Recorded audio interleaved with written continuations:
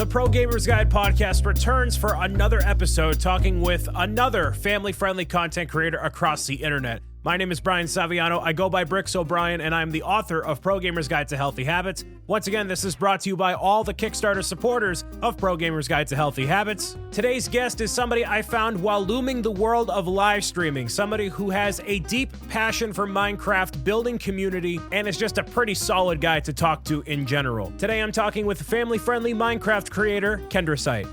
Mr. Kendrisite, it's been a minute since I've got to talk to you vocally. We connected at PAX East, and you've been looming in the BricksOBrian universe for quite some time, especially with the Brick City Crafters Minecraft server. I'm overwhelmingly excited to have you on today's show. Thank you very much. Thank you for having me. We did really need to reconnect, so I'm really happy about this. Yes, this is a more formal reconnection, but you know, we're both just so busy with life and creating content, and you know, you're a little bit busier than me because I don't have two wonderful rugrats running around my office, so that's a bit of a different approach that we have. But for those who don't know who you are, what you do, or what you're about, please tell the people who you are, what you do, and what you're about. Absolutely. I am Kendrisite. I'm a full-time content creator on Twitch. I stream Monday through Friday from 9 to 3, and I stream Thursday and Saturday nights from 8:30 p.m. until whenever I go to bed. I am full-time family-friendly. I've been family-friendly for 5 years. I'm also a happy father of 2, happily married. I've been with my wife 15 years, maybe 16. Congratulations. Thanks. And yeah, I also build Minecraft servers. So for a guy that has 2 kids, a home, a wife, a community, a thriving community through Minecraft and through Discord, you do so much. So to start us off, how do you keep all of those things healthily balanced? Because that's the whole point of Pro Gamers Guide to Healthy Habits. And I think I work a lot. You seem to do it all the time. So how do you keep it balanced? So everybody has their weird ways of making it work. Some people can make it work. Some people can't. I put everything on a very tight, strict schedule. By like, as soon as 3 is over, from 3 to 3:20, I go to a website to turn my best clip of the day into a YouTube short. And then from 3:20 to 4 o'clock, I kind of use that to kind of interact on Twitter, do that kind of thing. If I need to get the kid off the bus, then I'll do it, because sometimes my wife has to go into work. She works from home. To say about 8 is my family time. Now, if it's during the night that I stream, 8:30, I go downstairs and stream. Sometimes my kids are with me and they stream with me, or I'll play a game and they'll join me, especially on a Saturday. It's either a movie night in the community and the kids are watching, or I just sit upstairs or sit downstairs, or we do something with the kids.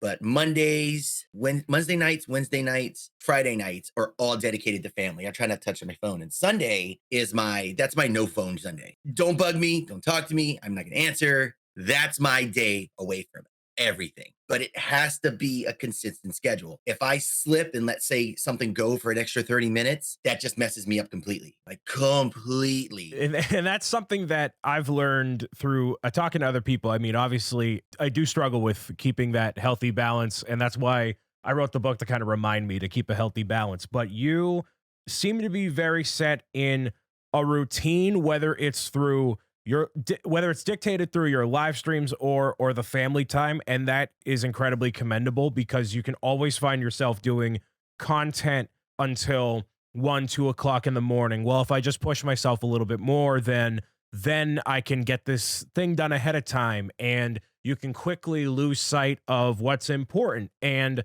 not finding that healthy balance. So I'm glad that you're able to do that. And it's mainly, the main thing about that is open communication. The more I stay open communicative with my wife, because without her, I could not stick to the schedule. She kind of handles things while I'm streaming or doing anything else.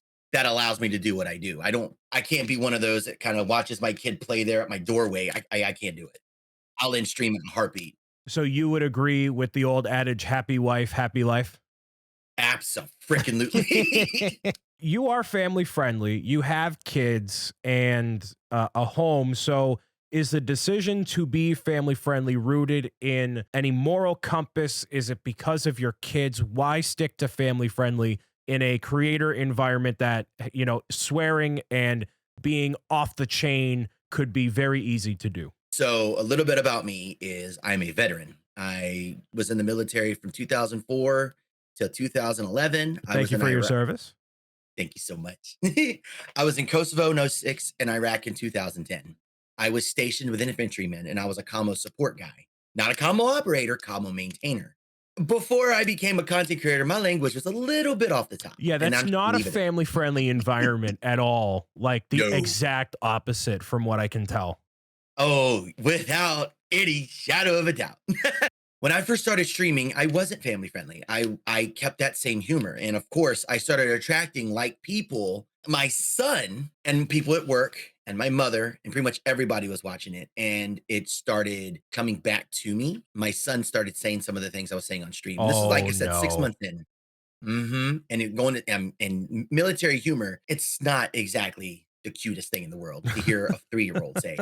No. I sat down and had to make a decision. I was like, I could go full blown family friendly and be the nice me, or I could sit here, act a fool, keep acting a fool, being a bad role model for my kid, and then he's gonna do do the same stuff that I'm joking about. Because once you say a joke enough times, kids are gonna believe it. That's what made me choose to go family friendly. And I think my first year doing that, the kind of response that I got from my family, my friends, my people outside saying how amazing it is to see someone like me with my background doing something so nice for people and families. Even now, today, to this day, I'll never break that vow. I think I maybe broke, out of the 5 years, I maybe slipped up 3 times, maybe.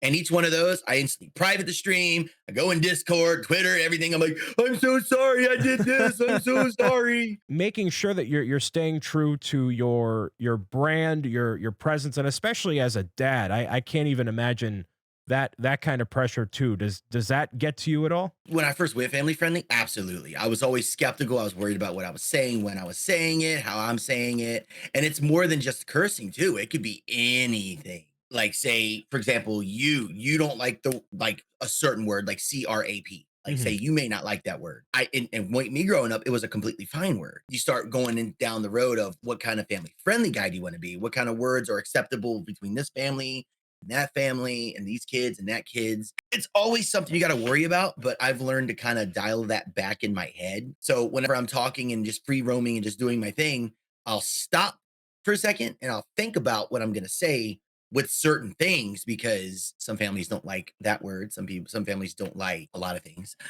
Well, right. So And I was talking in the last episode with our guest about how even in a game like Fortnite, where you have weapons that look like realistic assault rifles or pistols or whatever, and there's some families out there that don't even like that stuff. And I know, like, mhm. I've played Fortnite for live streams and videos, and you have too. Something I actually gave you a little bit of heat over as a family-friendly content creator, and I don't mind telling this here. You have a Minecraft Battle Royale map that I played alongside with, you know, with you and the community on one of those Saturday nights, and it was a lot of fun. I drop in out of this battle bus, and then I open up a loot crate, and I see a Minecraft assault rifle drop out of the box, and I'm like, well, that doesn't seem family friendly. So, and like, I'm okay with it. I'm not actually giving you heat for it, but Yeah, yeah, yeah. for the parent out there that would be shocked and appalled by a Minecraft weapon being in the game,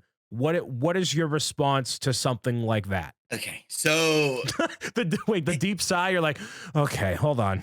well, I've actually had to explain this once already. But in order to get on my Minecraft servers, you have to be in Discord. And in order to have Discord, you have to either be, oh God, what is it? What's the age now? What, I 13 think or it's 13. 16? Yeah, 13. So if you're old enough to join Discord and get on the server, you know, so it's from my point of view, a lot of teenagers play Fortnite, Call of Duty, and all these other things. sure. Their parents let them. It's a tough spot to call, but if they're allowed to join in Discord and their parents are watching over that, that should be acceptable. Obviously with your community, you're very hands-on in a very loving way, making sure that everybody has a good time and fostering that environment. So when there's a situation like that, very specifically with one or two users, is it difficult to keep track of? Do you have the moderators help you with that, or how do you manage a community like that? I watch everything from Discord. I watch chats. I watch logs. If there's anything that comes in that's like, if someone's doing like some kind of hacking or like they're saying a lot of swear words, I get pinged. So when those go off, I immediately get to it like right then and I take care of it on the spot. So you've implemented these systems to help you keep a tab on the community. Why implement that process to begin with? I ran Minecraft servers since 2011, 2012, and I've seen what public servers, I see what people do to public servers, like wide open public servers. And if you don't have some kind of approval system, even whether it's manual or automatic, you're going to go crazy. It takes one person 12 seconds to get on, cause enough mischief to make people leave and never come back and label Absolutely. your server. It makes me happier because I don't have to worry about a whitelist. I don't have to approve anybody. You have to click a role to accept the rules of the server. And by doing that, you're also accepting the rules of Minecraft. And they have to get the Minecrafter role and then get the IP. I mean, it's a couple steps, but by doing it that way, my DM box is always empty. I don't have to worry about people causing a lot of mischief. The only things that are really troublesome is when people, it's more of just like a miscommunication. But even that, I mean, that's just today's world. Like everybody has miscommunications. And Absolutely. I had a lot of trouble starting, and I mean, I talked to you about this, right? Going into my server and launching it, which you were integral and still are integral to that, even being functional in any capacity. But having people say, "Oh, this person's stealing from me, this person's griefing," and it's like, okay, well, we gotta set the rules for what the server should be. It's a lot of work, so I Mhm. appreciate you going through all of that work, and you managed to keep a lively community through Minecraft. So, what is the scope of your Minecraft community in a nutshell? What are all of the things? What is the branching Kendrisite world look like for someone who just stepped through the magic door into your community? I have a survival world. I have an RPG world. I have a garden server, which it's a prison world, but in the Minecraft community world, prison means a lot of not good things. My server is called the garden server because it's all about rainbows and happiness and unicorns and love and hugs and all that. That sounds wonderful. It is. I love it. I got a skyblock. I have it's called Homeworld. It's just bare bones default vanilla, but I only save that for people that have been with me for like 3+ years and I know they're not going to cause any trouble. And then I have a modded server for my patrons and I have a realms as well for people that don't want to cross that bridge into Java. And I'm getting ready to open up another one here soon called Vault Hunters. There's also mini games. That's technically its own server, right? Oh yeah, definitely. Has to be. There's 30 plus mini games in it. So you have 30 mini games, and from what I could keep track of, it's 8 servers. 10, 10, 11, 11. Okay, I'm sorry, you have 11 servers. So I can feel the hair going gray with 2. So and you're the lifeline. You are your own lifeline along with the forums and whatever resources you rely upon. So yeah, if you're looking for like an actual comprehensive Minecraft community experience, I mean, I'm obligated to say you go to my server, right? But I mean, what you have going on over there is wonderful and worth checking out. I appreciate all of the precautions you have to keep out. I would call them bozos, the people who clown around in the server. You do a good job mitigating all that. On my RPG server, I have PvP enabled. Now, of course, a lot of people's hairs are going to go up and go, there's PvP. Yeah. Well, my RPG server has leveled mobs. There's meteors that fall out the sky, the leveled bosses, the custom bosses. If somebody wants to get on that server and come PvP, I welcome it. I want to see somebody actually get on there and not get, because there's limited lives. You only get like 10 lives. Yeah. You get banned for an entire week. I want to see somebody come on there and become the PvP monster that they always talk to be. PvP. Right. What I found is I got a lot of people who were like, I never want anyone to interact with me ever, and no PvP, please, for the love of everything, stay away from it. And then the people who are like, MLG, try hard, I want a Coliseum, I can battle everybody in. And I feel like that's such a hard thing to balance from an experience and try to get everybody to kind of play along and play into it. But is that even possible? I would say if you have enough people that are kind of like, we want PvP and this and that, and then you have another group of people that are like, we don't want PvP, that would be a good enough grounds to either make a different, like split it in half, make instances where on one server they can go through a PvP dimension and have just this whole world to just PvP, blow each other up, just whatever. That makes sense. And I always worry about fracturing the audience. Is that ever a concern for you with opening up these different servers and experiences, like not having one middle ground for all the people to play on? Or are you okay with people having the freedom to just do whatever they want? Well, see, what I did to rectify that is I made all my servers cross-chattable. So That's smart. if you're on by yourself, like say you're on survival, I'm on RPG, say Joe Schmuffy is on mini games. If he says hi in mini games or you hit the tab list, everybody's going to be online. I'm actually working on a way to show that if someone dies on another server, you'll see it in the chat. Oh, that's really cool. And since I linked it that way, nobody feels split from everyone else. There are people there to play on a server for you. They like you, they love you. So that split, I was worried about that at first when I made the modded server, but at the same time, I'm like, they're all here for me and I'm here for them. One of the best decisions I made was implementing the Discord SRV plugin, which you could talk to people through the server through Discord. It's super smart because you could see if somebody is online.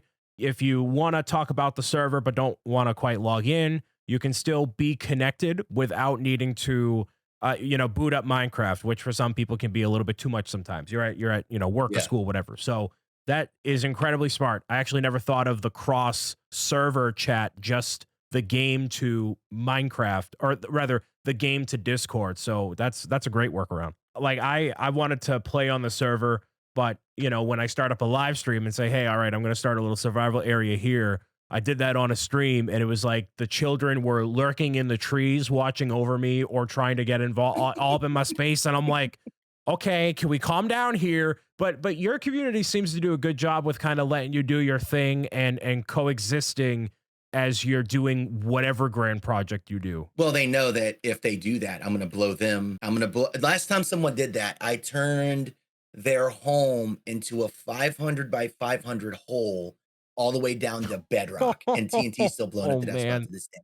It's been blowing up for the past year. Gee. And that's what caused me also to so when I told you I had Homeworld, right? I have survival. All my servers are public except Homeworld. In order to get on Homeworld, it's a straight vanilla world. And if anybody gets on it, I explain to them, I have 3 areas that are circled on my big 3D, because I have maps for all my servers. Do not mess. And you can walk in them all you want. You can come see me, whatever. Don't bug me. Don't pester me. Don't mess with my stuff. If you get that opportunity, you don't want to jack it up.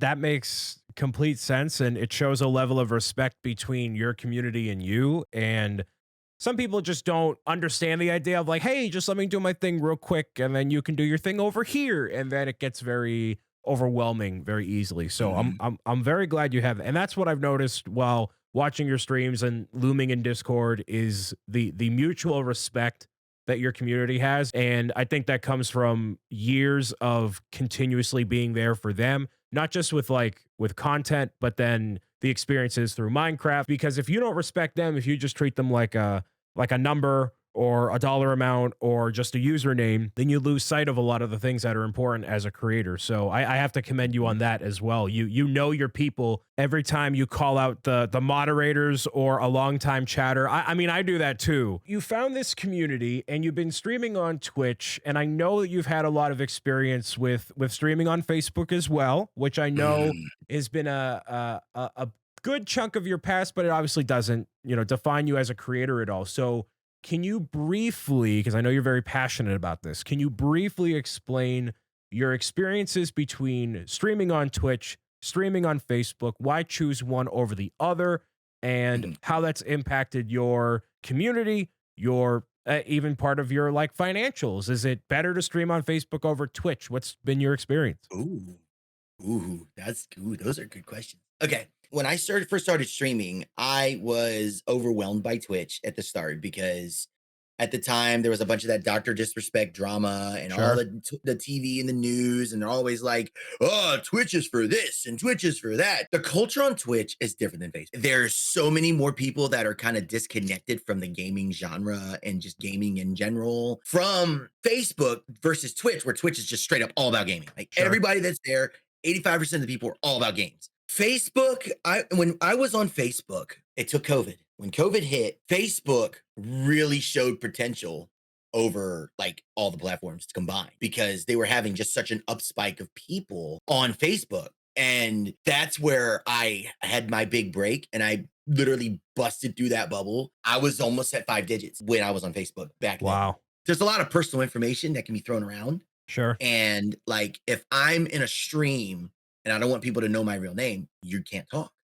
And if you talk as a page, you're going to get muted, banned, just all a slew of problems. Not to mention you can get disconnected from stream. Now I'm talking about viewer and streamer combined. Like you could end up getting kicked off from streaming and not be able to stream the rest of the day. When I switched over to Twitch, first off, it was a whole culture shock for me and everyone I was with. But at the same time, I was also on Facebook. Back then, I was the biggest English American Minecraft streamer on the platform. And when I came over to Twitch, it was a big culture shock because I didn't have that going for me anymore. Sure. And I really learned a lot more about streaming over on Twitch than I ever did Facebook. Because Facebook, I mean, it's for more personable like conversation and being with your friends and checking up on mom and dad and grandma and granddad, and versus Twitch, where it's just about gaming. That's it. So I had to learn how to diversify everything. I had to be active on Twitter. I had to be active on Instagram. I had to be active everywhere else. If you want to make a regular income a bit easier, then it's a little bit easier on Facebook, but you got to be able to put enough kind of content and kind of follow the trend if you want to make it on Facebook. On Twitch, I mean, you're going to grow. I mean, there's a little bit of luck to it. There's a little bit of how much backbone are you ready to put in on the background, because you can't just game and that's it. Right. Facebook kind of allows you to do that while having a Facebook group, and you can join other groups with your page, and they have great ways of sharing your content. Say you are on Facebook, you like Minecraft. If you're scrolling through your timeline, you'll eventually come across my stream. There's more discoverability in some ways on Facebook. Yeah, the younger generation, I sound so old saying it, but it's true. They're like, Facebook's for boomers. I'm not going on here. But you have that crowd that's like not the gaming crowd, and they're like, what's this here craft that mines? Huh? What do we got here? And then Mima tunes in, and she's all about it now because Ken's a really entertaining guy. She doesn't care what you play. So it's two different vibes, and then that essence continues into the subathons that kind of they unfold. I don't want to say they definitely unfold on Twitch, where somebody will say, hey, you know, I'm going to be live for however amount of time, and if I get a subscription, you get a certain amount of time added to the clock that I stream for. I feel like there's a lot less of that on Facebook because the culture is so different, like you said. And on Twitch, it happens way more frequently. There's pretty much always somebody doing a subathon of some kind, and you fully embraced it. For the people that didn't catch it, what is a subathon? What did you do?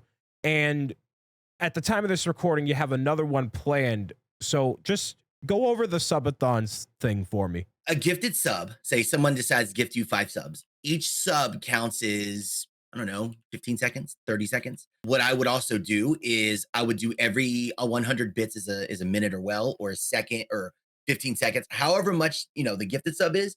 I would do that maybe for 500 bits or something like that. Or I would math it out. It's a lot of math. It sucks. Find something you can play for a long period of time. You're going to have to learn how to mellow out a little bit more.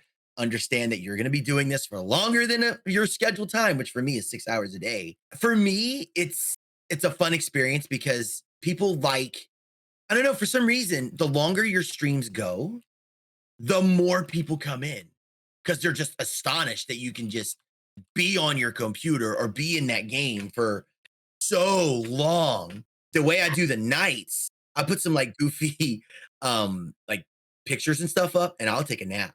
Because as much as I would love to sleep on camera, I have a bad back. And if I were to try to sleep in this chair, when I get up in the morning, I'll be like, my back. And then guess what? No more subathon. I try to make it enjoyable overnight for those that like to spam emotes and that kind of thing. You have to listen to your body. And how long did your last subathon go for? 96 hours. 96 hours. So no, 104. Oh, I'm sorry, 104. You got to get it absolutely 100% accurate. Is it that they want to see you sit in the chair and low-key torture you, or is it like a level of support from like the gifted subs and the bits? Like mega builds. I actually get to take a lot of that time because if you ever hear me in my streams from time to time, I'll be like, I miss Homeworld. I miss working on this big build. I miss working on that. I wish I had more time to work on this. I wish I had more time to work on that. During a subathon, I can actually get all that stuff done. Because some people will be like, can you show us a whole thing on, I don't know, like a mod, like Britannia, or can you show us how you build your whole house? I could take all the time I want and show them exactly what I do, even though it may take 12, 16 hours. Because, you could say, oh, I'm going to take down this mountain. It'll only take 2 hours. It'll take like a whole week. And while you're doing it, some people, like a lot of my people, a lot of them go to work and they have my stream up for lurking. So they listen to me while things are happening. Sometimes that helps people more get done through the workday. Sometimes it just builds excitement. Oh my God, go! It's like watching a football team and they're playing back and forth like nonstop, and it's overtime, and it's like go go go go go Yeah. go go go go go. It's something like that. Let me run by you this idea that I had. I've never vocalized this, Ken. This is straight from the brain of Bob. Okay. Ooh, I want you to tell me if this idea is good or not.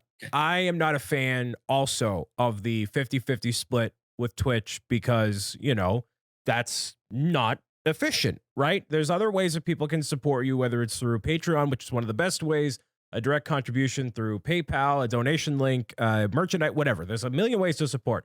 So I thought, what would be a cool way to give back in a way while also giving people an opportunity to see me suffer? So if I were to ever do a subathon, it would not be a subathon, it would be a book-a-thon, where people would purchase copies of Pro Gamer's Guide to Healthy Habits, and then I would donate them to local organizations, Toys for Tots, whatever. And then for every book that's purchased would be X amount of time on the clock. Then the major project I would do, which I've never told anybody, it would be in Minecraft. So taking a page out of your book, and I would ask the community as much as possible to build alongside me something I've never accurately built in Minecraft. I've always wanted to, but in survival, to build a zoo where we have 2 of every enemy, mob, get it, like everything possible, 2 of everything over the course of like a 24-hour period. How does all of that sound?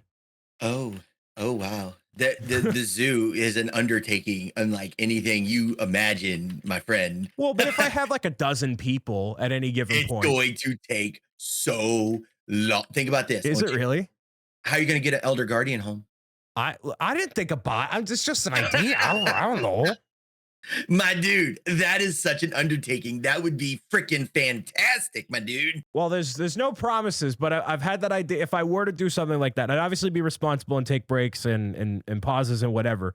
But I've done crazy things on camera. I eat spicy pickles. I'll do, costume suits, whatever. So I think that'd be a cool way to go about doing it. So I'm glad it kind of has a seal of approval from you. After, I'd say 24 hours, you got to start taking hour breaks. Yeah. After 24 hours. Because if you don't, you don't want to get a blood clot in your leg, or you don't want you don't want your eyes to burn, and people will see you suffer. And it's just, you don't want that. Nobody wants to see that. It's not worth it. You got to do what your body says. Exactly. So I'm glad we're on the same page with that. We're heading into 2023. It's a year that is going full force with like YouTube shorts or the TikToks and the who's it's and the what's it's, right? Is there anything that you want to do in 2023 with either your server or something involving Kendrisite as a brand, as a man, as a family? Is there anything new or different that you want to do with yourself and your content? Partner on Twitch. Hey, there we go. That's the only thing I'm not partnered with. I'm partnered with everything else. That's the only goal I got. Well, right. I feel a similar way. Like, I know there's people that watch me on YouTube. I got a good chunk of YouTube subscribers, and I haven't really pushed for Twitch partnership, really, because it doesn't change anything, Yeah. Like, not really. You get a check mark, but it doesn't change much. Right. No, it doesn't. It's just more of a goal for me. Like, Sure. As far as YouTube and stuff, in my book for stuff like that, it's just something that's ever changing. It's ever growing. It's always going to happen. You just got to keep making your content. And like, the community would love to see me get that purple thing, because in the social aspect of streaming, when you get that checkbox, people are going to think, oh, you're legit. Oh, you're because I didn't think that either. Because on Facebook, when I first started, you know that option you can boost your page. Sure. I didn't boost my page for a year. And I was running about 100, 200 followers, nothing too crazy. I boosted my page to 10,000 followers and then I exploded. Really? Streamers will always tell you the followers don't matter, subs don't matter, this and that. It's the social aspect of it. Like, oh man, he has this many. He's got to be good. Sure, right. That stuff start clicking into people, and then that's what brings in more people as well. Not that I'm saying that that's not the only thing, but it's another thing. You know what I'm saying? I couldn't agree more. And this is something I have a hard time vocalizing because by every measure out there, my Kickstarter for Pro Gamers Guide to Healthy Habits raised $32,000. I have less than 15,000 YouTube subscribers. I have less than 5,000 followers on Twitch. So by every measure, I shouldn't have raised that amount of money.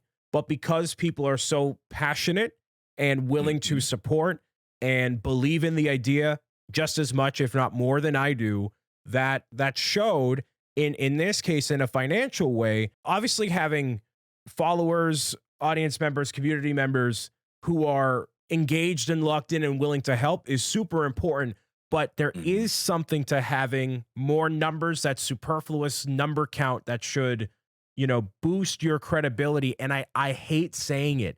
I really do. And I legitimately don't believe it, but you literally proved it right there. Like if you happen to get more of this following, then more things start to snowball even more quickly, which is why I'm so aggravated that I'm not growing as quickly as I want to, because I know my stuff is quality. I've been doing this for so long. I'm making great stuff. This book is amazing. So how can I get the snowball rolling a little bit quicker? I have to ask before we we wind down here for this evening. The general questions I always get, Kendrisite, is, Mr. O'Brien, what's your favorite video game? What's your least favorite video game? So for the people, I know the answer to your favorite video game, but for the people out there, Mr. Kendrisite, what's your favorite video game? Terraria. Wow, this guy. Wow. If you looked at my Switch, I have so many hours clocked in that game. Like, don't get me wrong, I love Minecraft. Wait, you're serious? Yeah, dude, I have so many hours in Terraria. It's insane. Like you have 17,000 Minecraft servers, and your favorite game is Terraria. See, this is a scandal I was looking for you, Kendrisite. This is gonna be it. Here we go. Here we go. Kendrisite exposed. I knew it. Yeah, Terraria is it's one of those games that I can log into, and there's so much going on, and there's danger everywhere, and there's so many block types and furniture types, and I've always wanted to be like a big builder in Terraria, and that's kind of where I get a lot of my inspirations from what I build in Minecraft. But I do Minecraft every day. I play every single day. So Terraria is my favorite game because it's one of those games I can use to wind down. I do Minecraft so much that it's part of my day-to-day, that if it wasn't part of my day-to-day anymore, I'd say Minecraft. Well, I guess that checks out. If you love Terraria so much and you're just on Minecraft, then what's your least favorite video game that you've played? Call of Duty. Okay, that's fair. And it's not even just the game. It's just the people that surround it. People can get so mean, negative, toxic that I get vibes from the people around me. So if I'm playing a game like Call of Duty and everyone around me is like, oh, blah, blah, blah, blah. Oh, darn it. Oh, dang. I'm just like, deuces. As we're concluding here, Ken, I mean, this has been a pleasure and an honor and a genuinely fun time. You've had a great perspective on all of this. So is there any pro gamer tips that you like to share with your community, with the aspiring pro gamers out there? Any words of wisdom from Sir Kendrisite? If you want to get into content creation, you want to get into streaming, you want to get into all that stuff, go in with a plan and do you. You don't worry about what everyone else is doing. Don't do something that's truly unique to yourself and something that makes you so happy that you want to keep going with it. If you follow with the trends and you do what everybody else is doing, you're going to do what they do when they're ready to switch something up. And then you're going to get flustered, flabbergasted, lose motivation, and just always know that content creation is always an uphill battle. I'm one of those ones that I treat every day like this could be my last day streaming. Tomorrow, the internet's not guaranteed. You don't know if it's going to be there. So you try to do the best you that you can. And when you can't, take a freaking break, step back, reevaluate, and then come back strong. And not every day is diamonds, and it's important to acknowledge that. So whether it's actual diamonds or Minecraft diamonds, you need to acknowledge that and roll with it. And every day your 100% means something different. So that's a great life lesson to leave out on.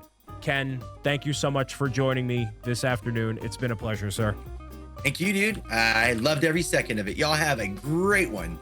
A massive thank you to Kendrisite for being on the Pro Gamers Guide podcast. If you want to check out what he does, you can do that live on twitch.tv/Kendrisite. And be sure to follow him across all his social media platforms like Instagram, Twitter, Facebook, so that way you don't miss a single blocky moment. And if you enjoyed hearing from Kendrisite, well, there's plenty more on the way on the Pro Gamers Guide podcast. Thank you for joining me for episode 2. I'll see you for episode 3 with even more awesome insights and even more awesome creators. Bye.